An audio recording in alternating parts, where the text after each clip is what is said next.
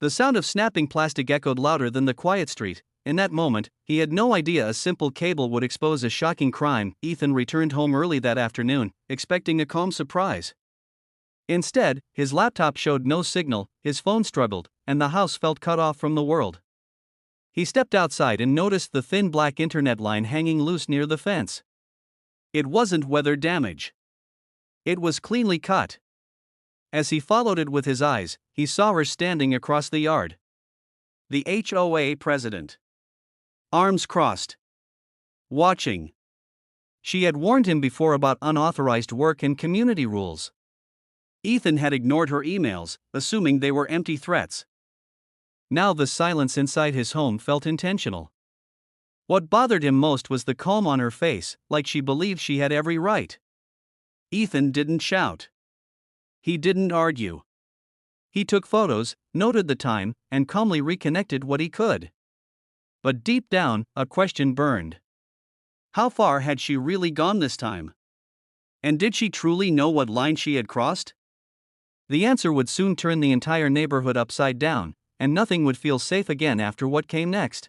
Ethan reported the outage to his provider, expecting a routine repair call. What he heard next made his hands go cold on the phone. The technician asked one quiet question. Was the cable intentionally cut? Ethan hesitated, then explained about the HOA president and her threats. The line went silent for a second before the technician spoke again, slower this time. He explained that the cable didn't just belong to Ethan. It was part of a federally regulated communications line. Damaging it wasn't a civil issue. It wasn't an HOA matter. It was a federal violation. Ethan felt his chest tighten. He hadn't wanted trouble. He only wanted his internet restored. The technician said a report would be filed automatically and advised him not to touch anything further. Across the street, the HOA president watched as a service truck pulled up. Her confident posture never changed. She even smiled when she saw Ethan outside. But the mood shifted when the technician took photos, measured the cut, and made a quiet phone call of his own. Ethan realized then that this wasn't about slow internet anymore. This was about power, control, and a mistake that couldn't be undone.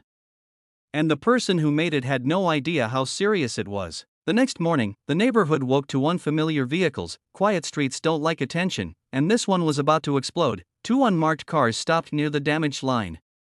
Men in plain jackets stepped out, calm and professional. They didn't knock on Ethan's door first.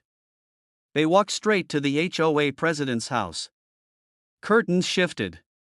Doors cracked open. Whispers spread fast. Ethan stood on his porch, heart pounding, as he watched her open the door with the same confident smile. It faded quickly. The conversation was calm but firm.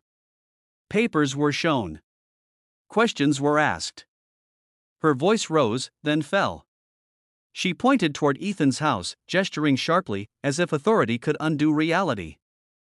But authority doesn't work that way when federal lines are involved. Neighbors gathered at a distance, phones in hand, stunned. The HOA president stepped back inside, her shoulders tense. Minutes later, she came out again, this time pale and shaking. Ethan felt no victory, only disbelief. He never imagined the situation would escalate like this. Yet it had. And the truth was finally surfacing, whether anyone was ready or not.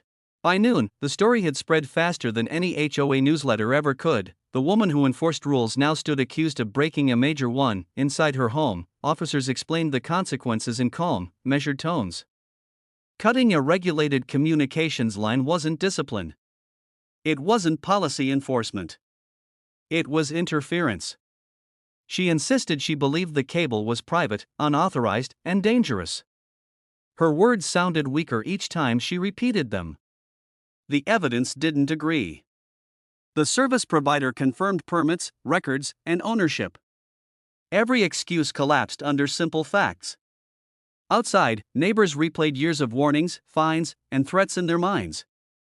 The same woman who once measured grass length with a ruler now faced something far bigger than community guidelines. Ethan received confirmation that his service would be restored immediately. But he stayed outside, watching quietly. He didn't celebrate. He didn't speak.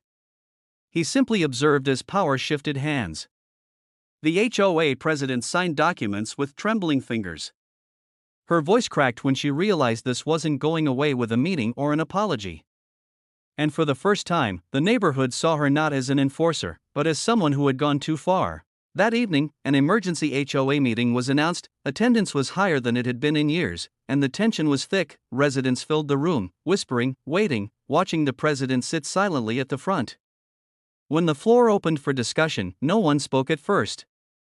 Then one neighbor stood up. Then another. Stories poured out. Threats over paint colors. Fines without warnings. Fear disguised as order. The cut cable had cracked something open.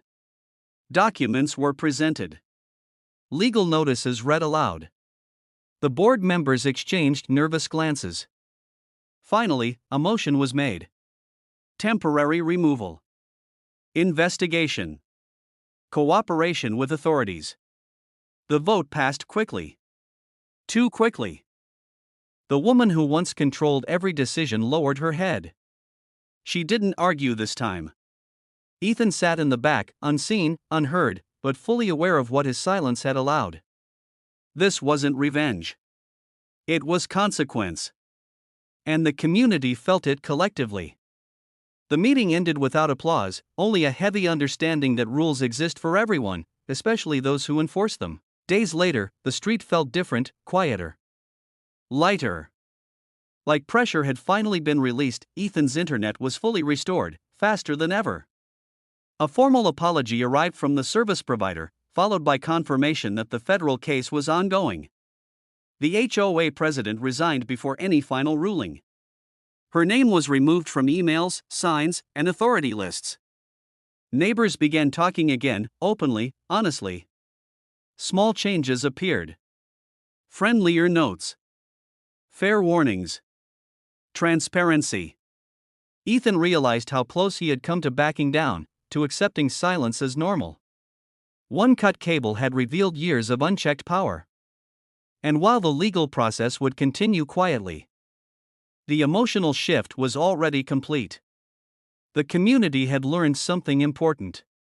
Control doesn't come from fear. Respect doesn't come from threats. And authority without accountability always collapses eventually.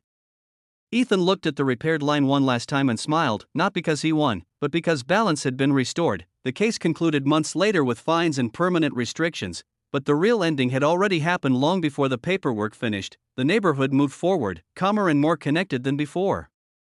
New leadership focused on cooperation, not control. Ethan never sought attention, interviews, or praise. He simply lived peacefully again. The story faded from headlines but stayed alive in quiet conversations as a reminder. One decision, made out of ego, had unraveled everything. A simple internet cable became the truth line no one expected. And the lesson was clear. Power must answer to law. Rules must respect people. And silence should never be mistaken for weakness, and that was the final twist in this unbelievable HOA story. If you love the drama, don't forget to like, subscribe, and drop a comment sharing your thoughts. It really helps this channel grow.